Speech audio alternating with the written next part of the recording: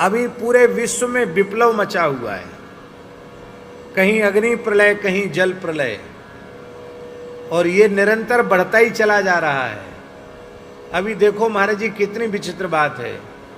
हमारे आपके स्मरण में हमारे जीवन तो बहुत छोटा है, आपका बहुत बड़ा जीवन है।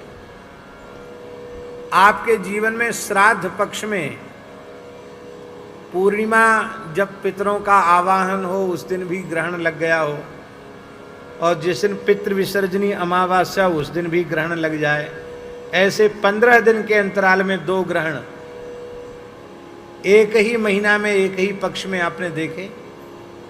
हमारी स्मृति में नहीं है, हमने तो नहीं देखे। श्राद्ध पक्ष में 2-2 ग्रहण एक साथ आ गए हों, कम से कम श्राद्ध पक्ष में तो नहीं देखे। कल चंद्र ग्रहण हुआ और अभी पितृ विसर्जनी अमावस्या आएगी तो सूर्य ग्रहण होगा। ये सब जो हो रहे हैं ये भी महाविनाश के संकेत हैं।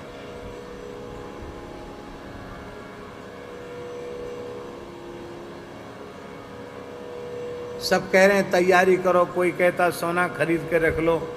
अरे भाई, चाहे सोना खरीद के रख लोगे चाहे चांदी खरीद के रख लोगे, भयंकर देवी आपदा आएगी तो क्या सोना चांदी खा के पेट भरोगे?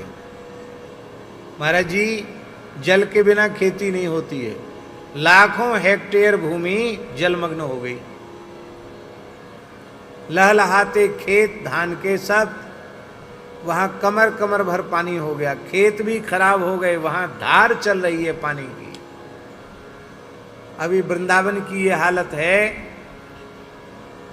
आज किसी ने हमको दिखाया मोबाइल पर, गोकुल रमन रेती में वहां के संत, वहां के विद्यार्थी आश्रम में ही तैर रहे हैं, इतनी यमुना जी आ गई। अपने मलुक पीठ में वृंदावन परिक्रमा मार्ग में तो इतनी यमुना जी चल रही है, आप खड़े होकर वहां खड़े नहीं हो, इतनी तेज धार चल रही है यमुना जी की।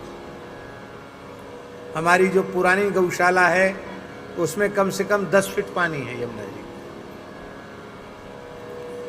नई गौशाला के द्वार तक भी पहुंच गया। बाढ़ पीड़ितों के लिए अपने मलुक पीठ के वृंदावाटिका में सरकार ने कहा था कुछ लोगों को आश्रय देना है, आश्रय दिया। जिस हॉल में उसको रखा था उस हॉल में गंज यमुना जी आ गई। अब वहीं सब गंदगी कर रहे हैं, क्या करें? और इतने बड़े जल के बाद फिर महामारी फैलती है, क्योंकि पानी जगह जगह रुक जाता, कचरा रुक जाता है, फिर वो सड़ता है, मक्खी मच्छर बढ़ते हैं, गंदगी बढ़ती है, फिर महामारी फैलती है।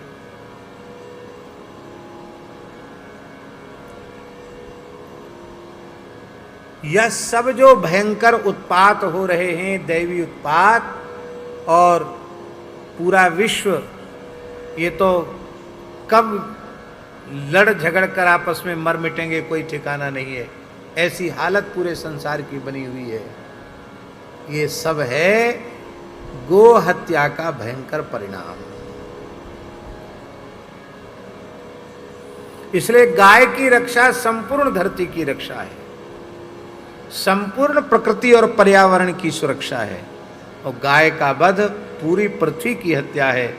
इसलिए स्पष्ट भागवत में लिखा है, गौर मूत्वा श्रुमुखी खिन्ना क्रंदन्ति करुणम विभो उपस्थितांतिके तस्मै व्यसनम स्वमवोचत।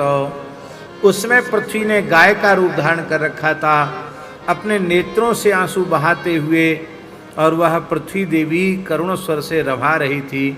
ब्रह्मा जी के पास सारी अपनी करुण कथा गौ माता ने, पृथ्वी माता ने सुना दी, और भगवान ब्रह्मा जी ने बड़ी सहानुभूति के पूर्वक ये दुख की गाथा सुनी।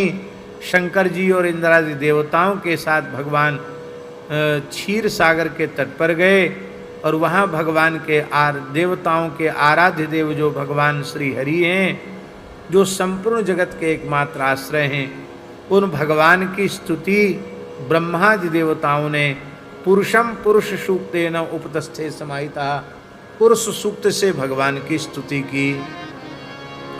और स्तुति करते करते ब्रह्मा जी समाधिस्थ हो गए।